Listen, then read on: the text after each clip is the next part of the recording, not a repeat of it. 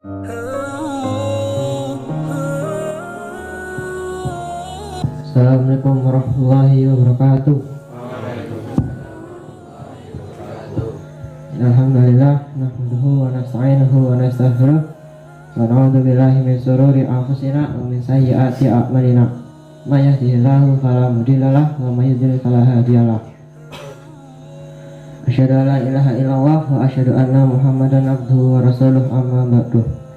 Pertama-tama, marilah kita panjatkan puja dan puji syukur atas kehadirat Allah Subhanahu wa taala yang telah memberi kita berbagai nikmat sehingga kita masih dapat berkumpul pada pagi hari ini.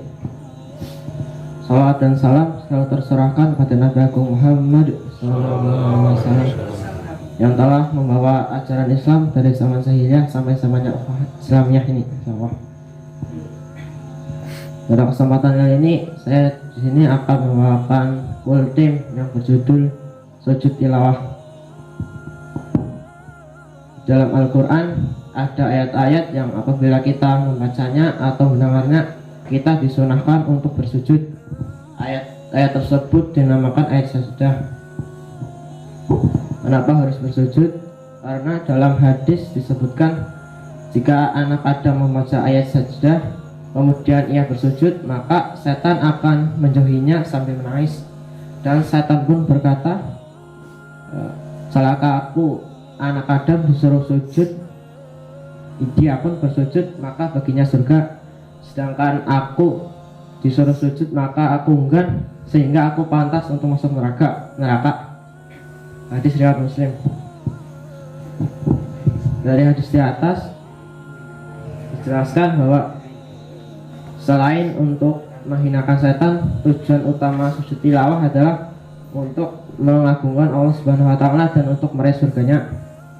Sedangkan pengertian sujud tilawah itu sendiri adalah tilawah berasal dari bahasa yang artinya bacaan. Sedangkan sujud tilawah menurut istilah adalah sujud yang dilakukan apabila membaca atau mendengar ayat sajdah di dalam Al-Quran. Jadi sebab orang melakukan tilawah adalah apabila ia membaca ayat-ayat sajdah baik dalam Al-Quran, buku ataupun sarana lainnya, ataupun hanya mendengar ayat tersebut dari orang lain. Hukum melakukan tilawah adalah sunnah. Namun apabila dalam sholat berjamaah, makmum wajib mengikuti imam, yang artinya apabila imam membaca ayat sajdah kemudian ia sujud, maka makmum wajib mengikutinya. Dan apabila sang imam membaca ayat sajdah namun ia tidak sujud, yang menjadi imam pun tidak diperbolehkan untuk sujud sendirian. Ada dua cara untuk melakukan tilawah. Cara yang pertama yaitu cara dalam keadaan sholat. Cara ini dilakukan apabila dalam sholat kita membaca ayat sajdah atau mendengarnya.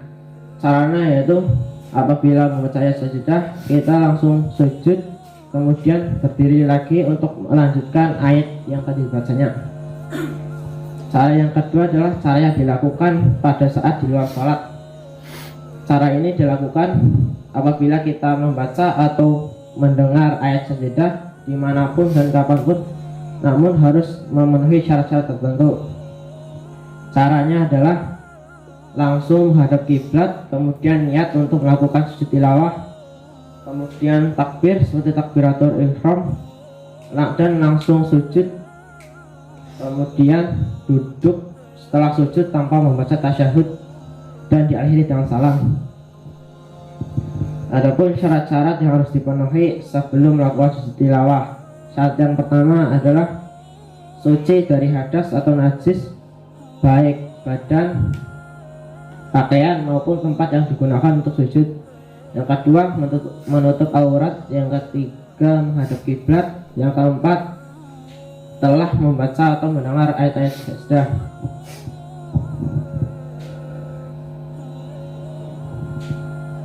Di dalam Al-Quran terdapat 15 ayat yang menjadi ayat sajdah. Di antaranya adalah Quran surat Al-Furqan ayat 60, surat Al-Hajj ayat 77, surat Al-Insyiqaq ayat 21, surat Al-Alaq ayat 19. Mungkin Sekian dari saya.